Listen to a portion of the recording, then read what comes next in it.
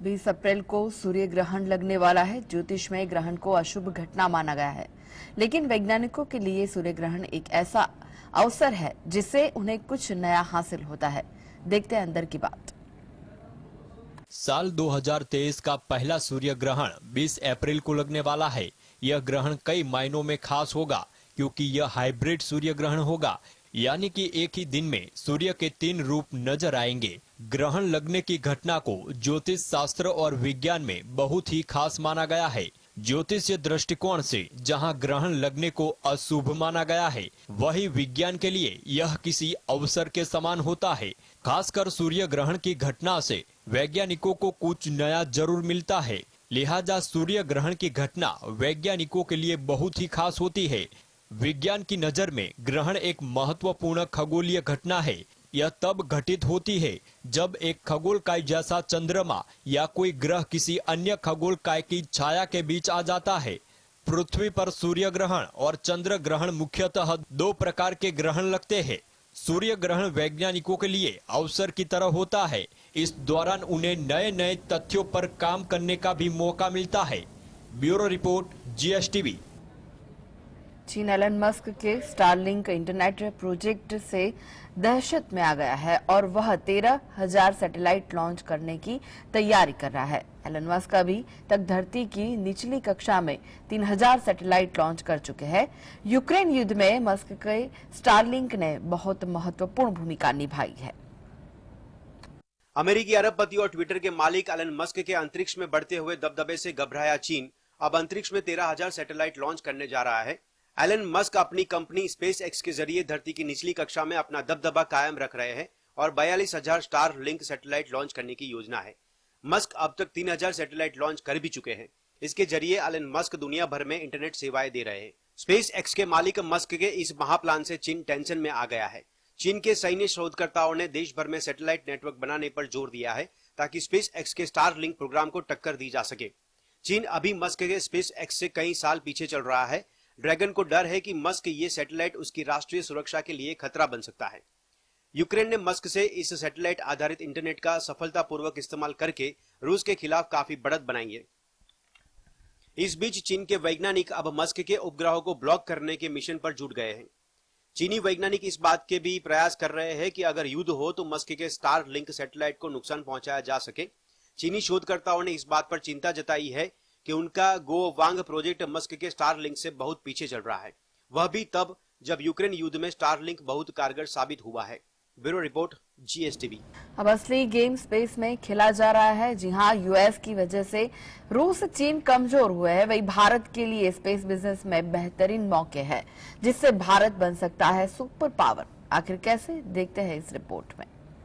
भारत तेजी से space sector में अपनी मौजूदगी बढ़ा रहा है। इस रेस में एलन मस्क की कंपनी स्पेस एक्स एक बड़ा नाम है, जिससे मुकाबला करने का दम इसरो की commercial company new space India limited ने दिखाया है।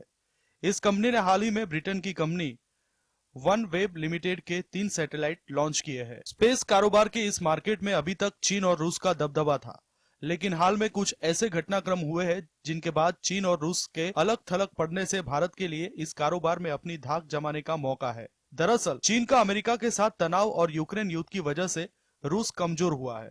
ये कारोबार भविष्य की संभावनाओं और अपने आकार के चलते भारत को सुपर पावर बनने में मददगार हो सकता है। दरअसल 2020 में स्पेस इकोनॉमी की साइज 447 अरब डॉलर का था और 2025 तक स्पेस अर्थव्यवस्था 600 अरब डॉलर होने का अनुमान है। ऐसे में भारत तेजी से इस सेक्टर में अपनी मौजूदगी बढ़ा रहा है। स्पेस से हाई स्पीड इंटरनेट डिलीवर करने की मांग तेजी से बढ़ रही है। इससे ऑर्बिट में सैटेलाइट लॉन्च करने का बिजनेस तेजी से बढ़ रहा है। Bureau report, GSTV। Serum institute को कोवैक्सीन के कुछ दिन में पोर्टल पर उपलब्ध होने की संभावना है।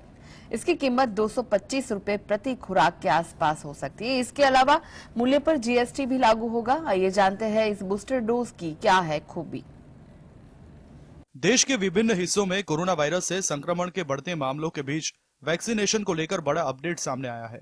रिपोर्ट के मुताबिक केंद्रीय स्वास्थ्य मंत्री मनसुख मांडविया कोवोवैक्स टीके को वयस्कों के लिए हेटेरोलोगस बूस्टर खुराक के तौर पर कोविन पोर्टल में शामिल करने की जल्दी मंजूरी दे सकते हैं। न्यूज एजेंसी के आधिकारिक सूत्रों के हवाले से यह जानकारी दी गई है हेटेरोलोगस बूस्टर का अर्थ है कि किसी व्यक्ति ने पहले अगर कोई टीका लगवाया है तो उसे बूस्टर खुराक के तौर पर किसी अन्य कंपनी का टीका लगाया जा सकता है।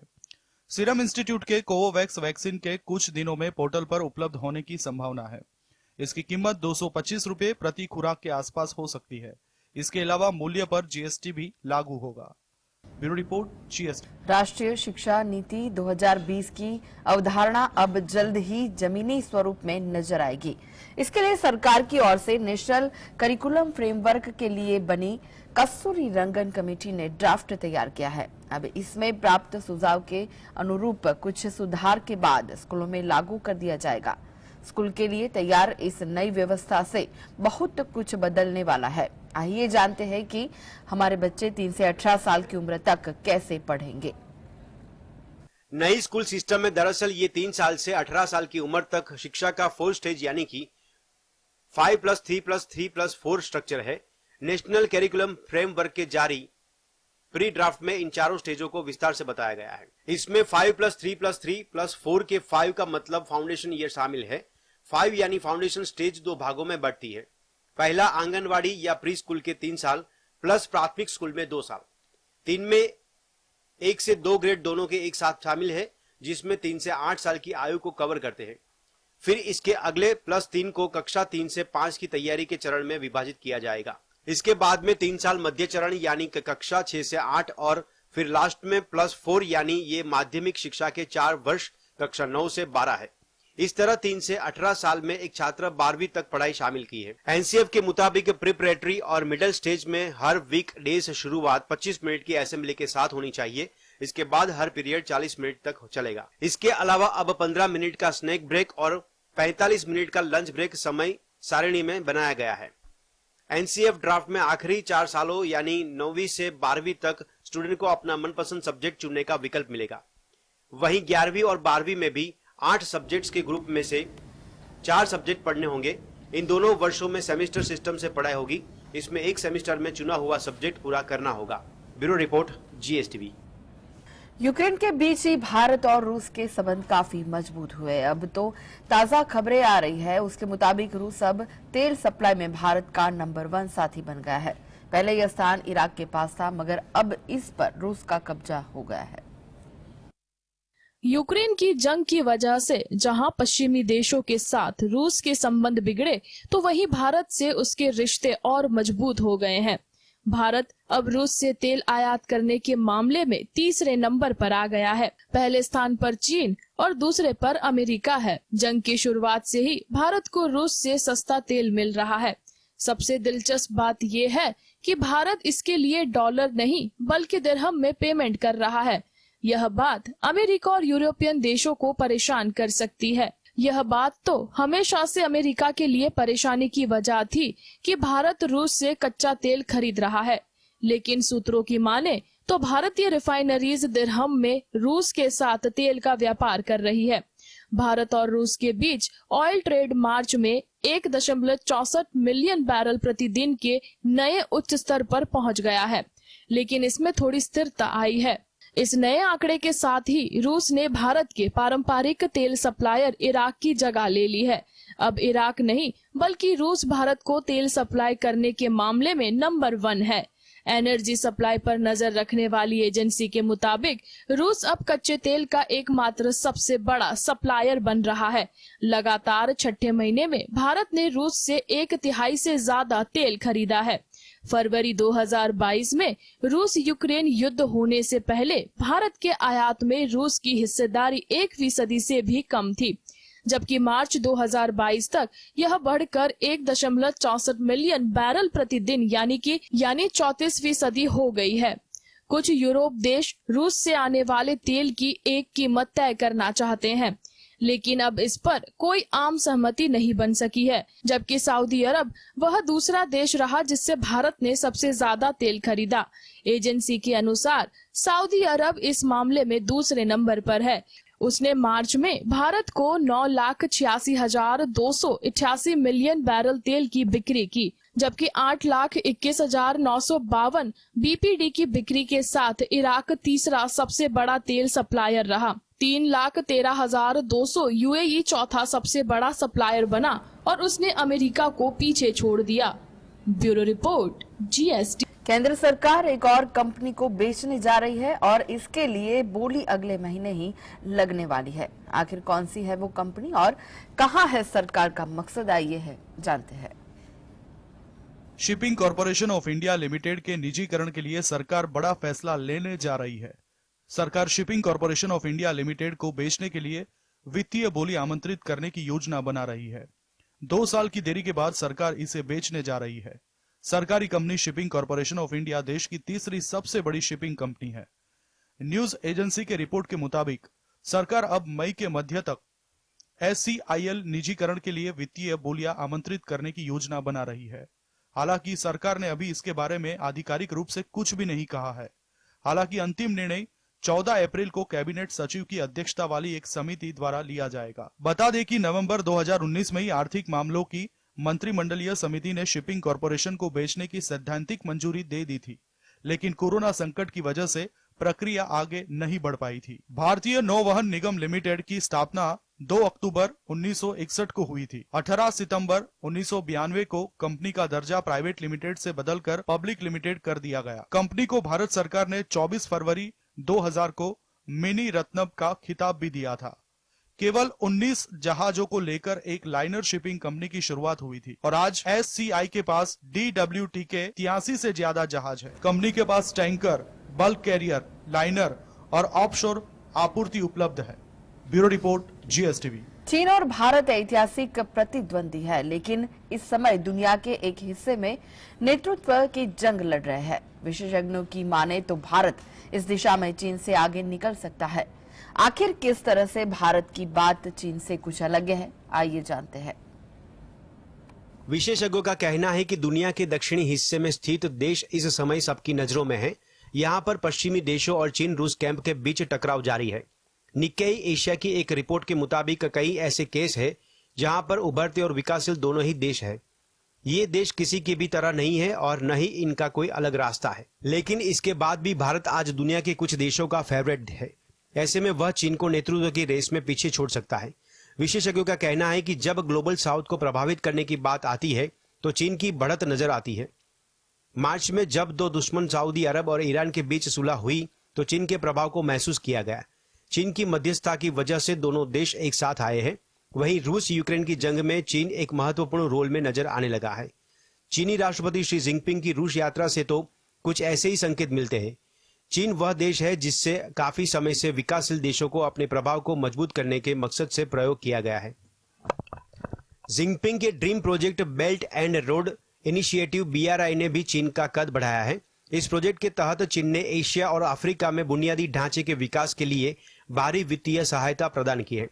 इसी BRI की वजह से श्रीलंका समेत कुछ अफ्रीकी देशों की अर्थव्यवस्था चीनी कर्ज की वजह से डूब गई है। BRI में जो देश है वहां पर कोविड-19 की वजह से कई प्रोजेक्ट पटरी से उतर गए हैं। इन परिस्थितियों का सीधा फायदा भारत को मिल सकता है। भारत की अर्थव्यवस्था अब मजबूत होती जा रही है और ऐसे में विशेषज्ञ उसे चीन की तुलना में ग्लोबल साउथ का नेतृत्व करने के लिए ज्यादा योग्य मानते हैं। Bureau report, GSTV। अमेरिका द्वारा चीन के जासूसी गुब्बारे को गिराए जाने के बाद एक रिपोर्ट में दावा किया गया था कि चीन ने भारत, जापान आदि देशों को निशान बनाते हुए कई जासूसी गुब्बारे ऑपरेट किए थे। इसके जरिए इन देशों की सैन्य जानकारियां जुटाई गई थी। चीन का स्पाई बलून इस साल जनवरी के आखिरी हफ्ते में अमेरिका के हवाई क्षेत्र में नजर आया था।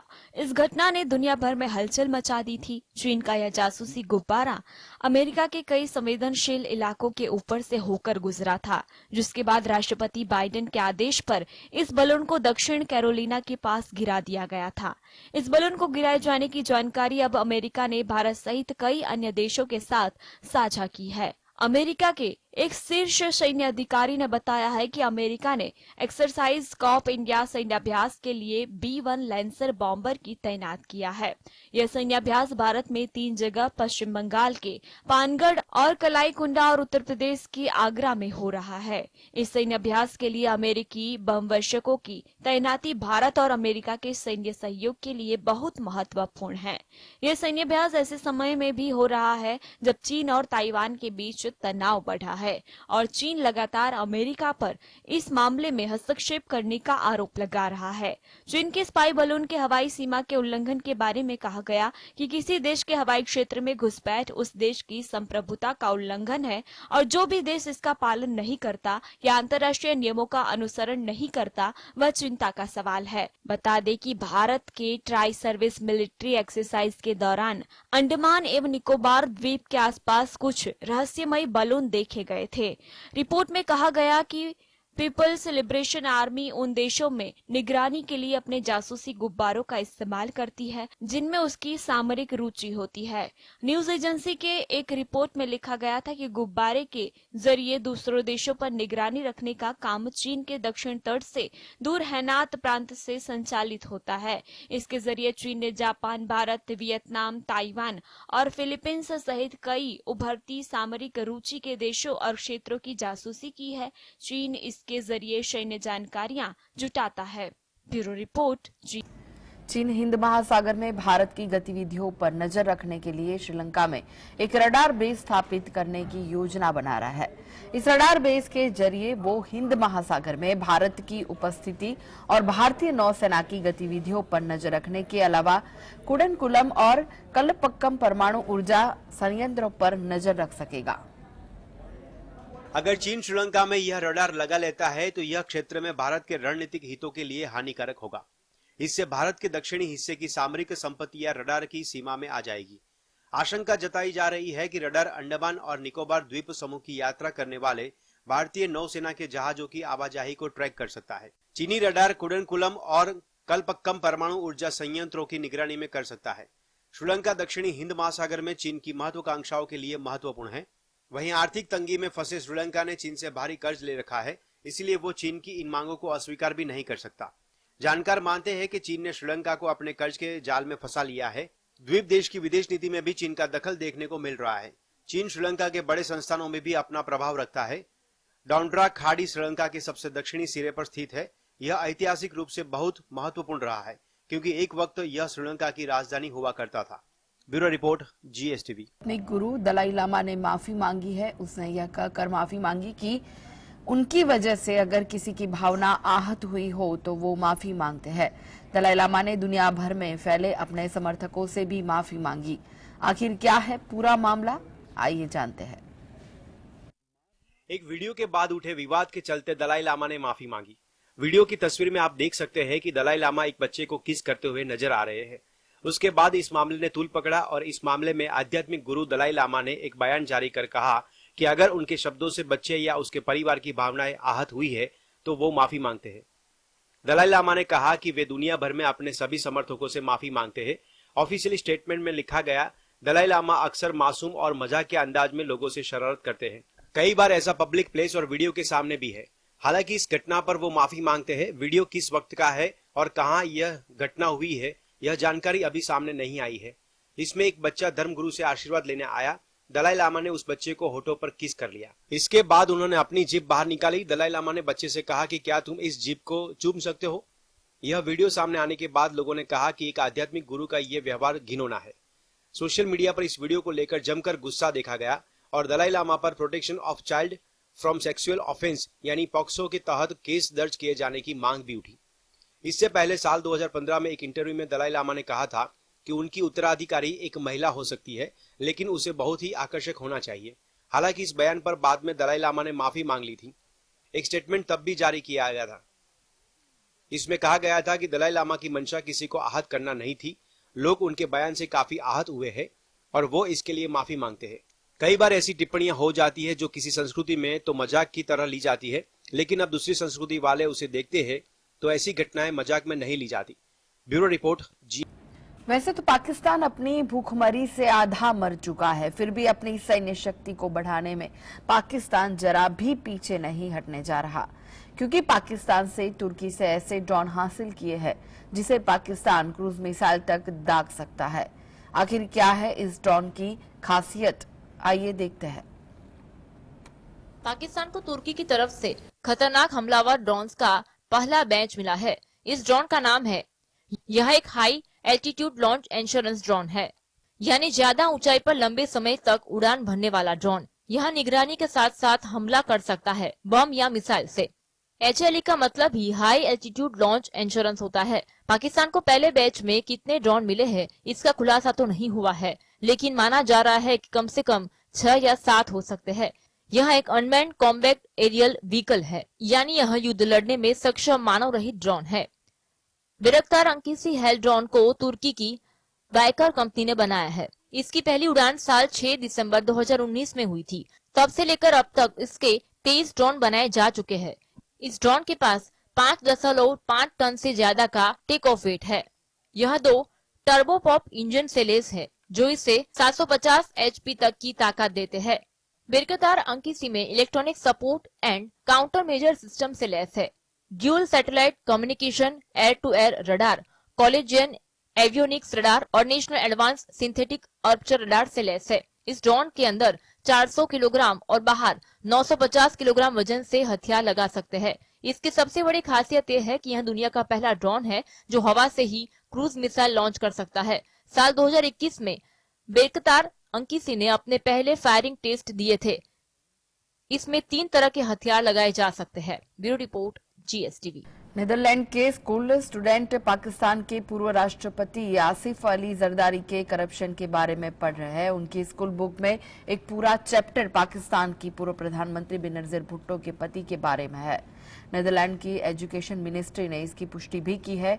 उसके मुताबिक जरदारी के बारे में एक चैप्टर सिलेबस में रखा गया है ताकि बच्चे करप्शन की बुराई के बारे में तफसील से समझ सके। आसिफ अली जरदारी पाकिस्तान पीपुल्स पार्टी यानी PPP के को चेयरमैन है। वो 2008 से 2013 तक प्रेसिडेंट रहे। उनके बेटे बिलावल भुट्टो जरदारी इस वक्त शहबाज शरीफ सरकार में फॉरेन मिनिस्टर है। जरदारी के बारे में पाकिस्तान के अखबार ने एक रिपोर्ट पब्लिश की है। इसमें नीदरलैंड के स्कूलों में पढ़ाए जा रहे उस चैप्टर का भी फोटो है जिसमें जरदारी के करप्शन का जिक्र है। जरदारी की पत्नी बेनजीर 2 बार पाकिस्तान की प्रधानमंत्री रही। पहली बार 1928 से 1990 तक और दूसरी बार 1993 से लेकर 1996 तक। कहा जाता है कि जरदारी ने उस वक्त जबरदस्त करप्शन किया। हालत यह है कि आसिफ अली जरदारी के विरोधी उन्हें मिस्टर 10% के नाम से बुलाते हैं। आरोप है कि जरदारी हर सरकारी ठेके या दूसरे मामलों में 10% कमीशन लेते हैं। इस वजह से उनका नाम मिस्टर 10% पड़ गया। पाकिस्तान की पहली महिला प्रधानमंत्री बेनजीर भुट्टो की 27 दिसंबर 2007 की शाम हत्या कर दी गई थी। जरदारी के करप्शन और इस पर चैप्टर का मामला तब सुर्खियों में आया जब एक सोशल मीडिया यूजर ने अपने अकाउंट पर चैप्टर का स्क्रीनशॉट शेयर करते हुए कैप्शन में लिखा, पाकिस्तान के लिए इससे ज्यादा शर्मनाक और क्या हो सकता है। एक और यूजर ने लिखा कि नीदरलैंड के स्कूल स्टूडेंट्स आसिफ जरदारी के करप्शन के बारे में पढ़ रहे हैं। एक यंग यूजर ने तंजिया अंदाज में लिखा, गजब है, मिस्टर 10% अब डच के स्कूलों की किताबों में भी पाए जाते हैं। ये उनके करप्शन की वजह से हुआ है। उम्मीद है कि उनकी पार्टी PPP को बहुत फक्र हो रहा होगा। Bureau report.